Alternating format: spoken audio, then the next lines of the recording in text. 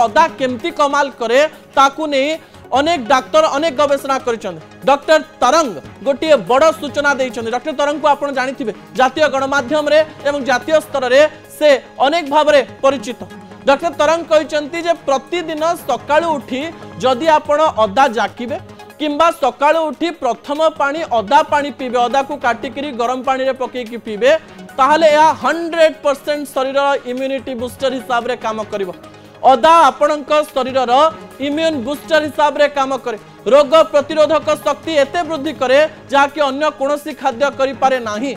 लगातार भाव में 21 दिन धरी जदि आपण माने अदा रस पिउचंती बा गरम पानी रे अदा पके पिउचंती ताहले आपणकर अनेक रोग नष्ट हो जाय पारे बोली कहा जाउछि। जदि आपणक शरीर कोनोसी गोटिए खराब बैक्टीरिया बा भाइरस सहित युद्ध करुछि आपणको ज्वर हबार अछि 2-3 दिन परे आपण जदि रेगुलरली आपण अदा रस पिउचंती ताहले आपणको से रोग न भी हेई पारे। कह जाउछि जीवन में प्राय 10 रु 12 वर्ष जदि आपण अदा पानी व्यवहार करिवे बा पीबे ताले शरीर रे कैंसर